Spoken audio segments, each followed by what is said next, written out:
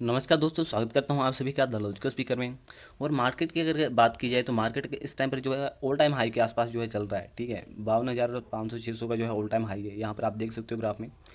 बात करें स्कैम्स की तो जब भी मार्केट ऑल टाइम हाई पर रहा है वहाँ पर कुछ ना कुछ जो है स्कैम निकला है। अब ये मैं नहीं कह सकता कि इस टाइम पर भी जो है पर्टिकुलर जो है कोई स्कैम चल रहा हो। पर सुचेता दुलाल का जिस तरीके से कल के दिन जो है ट्विटर पर एक ट्वीट आया है जिसकी वजह से उन्होंने कहा है कि एक जो नया स्कैम है जिसको प्रूव करना काफ़ी मुश्किल है पर वो हुआ है मार्केट में किसी खास ग्रुप के साथ। ठीक है, तो यहाँ पर हम हिस्ट्री ऑफ देखेंगे कि हिस्ट्री में कि कितने स्कैम्स हुए हैं और क्या क्या उनके इम्पैक्ट रहे हैं। तो सबसे फेमस स्कैम की अगर बात की जाए तो 1992 मतलब कि हर्षद मेहता स्कैम, उस टाइम पर भी मार्केट जो था ऑल टाइम हाई के आसपास चल रहा था। और स्कैम के आने के बाद जो है मार्केट करीब 40% से ज़्यादा जो है यहाँ पर टूटता हुआ हमें नज़र आया था। उसके बाद उसके चेले की जो 2000 के आसपास जो था स्कैम निकला हुआ था। ठीक है, हर्षद सॉरी पारेख। तो पार्क स्कैम में भी जो है करीब मार्केट 30 से 40% के आसपास जो है यहाँ पर टूटता हुआ नजर आया था उस टाइम भी। उसके बाद से एक बहुत बड़ा स्कैम हुआ था सब प्राइम स्कैम्स। ठीक है, जिसको सब प्राइम क्राइसिस के नाम से जानते हैं। अगर आप गूगल पर सर्च करोगे सब प्राइम क्राइसिस, या वीडियो में मैं एक डिस्क्रिप्शन में लिंक दे दूंगा, वहाँ पर आप जाके पता लगा सकते हो कि सब प्राइम क्राइसिस क्या थी। तो उस टाइम पर भी जो 2008 में जो सब प्राइम क्राइसिस जो आया था उसकी वजह से ही मार्केट का करीब बहुत ज़्यादा टूटा। करीब यहाँ पर हम कह सकते हैं 70% से ज़्यादा जो है मार्केट टूट चुका था उस टाइम पर। और रिकवर करने में काफ़ी ज़्यादा टाइम लगा था उस टाइम पर। ठीक है, तो यहाँ पर जितने भी ये 3 स्कैम हुए हैं उसमें मार्केट में हमें जो है इतनी बड़ी गिरावट देखने को मिली है जिसकी वजह से हम कह सकते हैं कि मार्केट दोबारा से रिकवर होने में काफ़ी ज़्यादा टाइम लग रहा है। ठीक है, तो बात करेंगे अब उस ट्वीट की। तो अगर ट्वीट से पहले मैं एक बात बताना चाहता हूँ कि हर्षद मेहता स्कैम और पार्क स्कैम में जो मेन लीड था वो था सुचेता दलाल का। हर्षद मेहता स्कैम को भी सुचेता दलाल ने एक्सपोज किया था और पार्क स्कैम को भी जो है सुचेता दलाल ने ही जो है एक्सपोज किया था। सब प्राइम क्राइसिस जो थे वो अमेरिका में हुए थे, अमेरिकन बैंक में फ्रॉड हुए थे जिसकी वजह से सारी मार्केट में हमें जो है उसका इम्पैक्ट देखने को पड़ा था। इंडियन मार्केट में भी इम्पैक्ट देखने को मिला था उस टाइम पर। तो बात करेंगे अब ट्वीट की। तो यहाँ पर जो ट्वीट आ रहा है आप देख सकते हो, सुचेता दलाल का यहाँ पर ट्वीट है जो कि 12 जून को जो है था लिखा गया था। तो यहाँ पर जो सुचेता दलाल ने कहा है कि किसी एक ग्रुप से जुड़ी हुई जो है स्कैम है जिसमें उसके प्राइस को काफ़ी ज़्यादा जो है बढ़ाया गया है।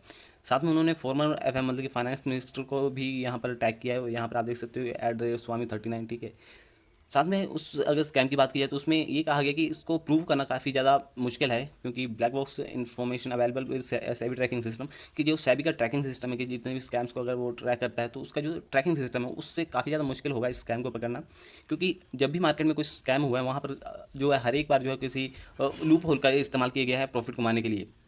तो वो लूप होल जब मिलते हैं तो वो नए तरीके से मिलते हैं। तो सेबी में भी हो सकता है कि कोई लूप होल रह गया जिसकी वजह से जो सेबी का ट्रैकिंग सिस्टम है वहाँ पर भी हमें गड़बड़ी देखने को मिल रही है।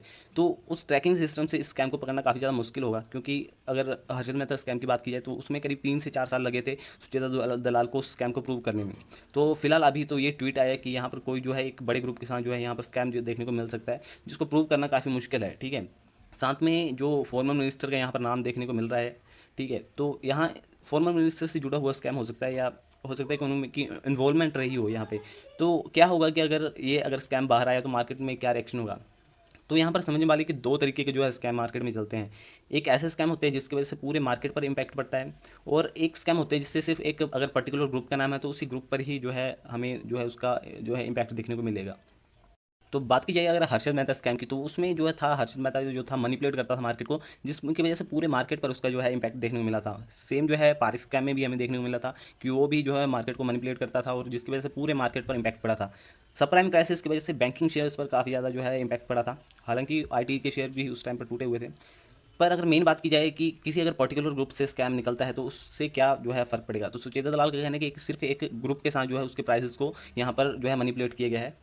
तो अगर ये स्कैम बाहर आता है तो जो पर्टिकुलर ग्रुप के जितने भी शेयर मार्केट में लिस्ट हैं, अब उस ग्रुप का मैं नाम नहीं बता सकता या किसी ग्रुप का हम नाम भी ले नहीं सकते, मार्केट में बहुत सारे ग्रुप हैं। ठीक है, अब नाम किसी एक पर्टिकुलर ग्रुप का नाम लेना यहाँ पर जस्टिफाइड नहीं होगा। ठीक है, तो हम यहाँ पर ग्रुप पे ही मान लेते हैं। तो ग्रुप में मानो कि अगर 5 6 कंपनियाँ और सारी मार्केट में लिस्ट हैं तो उस सारी कंपनी पर इम्पैक्ट हो सकता है, क्योंकि ऐसा होता है कि अगर किसी एक ग्रुप की कंपनियों में अगर मैनिपुलेशन की गई है तो उसके सारे शेयरों में यहाँ पर जो है एक मैनिपुलेशन देखने को मिलती है। और आपको एक हिंट भी मिल रहा होगा कि किसके बारे में जो है ये कहा जा सकता है। ठीक है, यहाँ पर 2 3 ग्रुप हैं बड़े बड़े।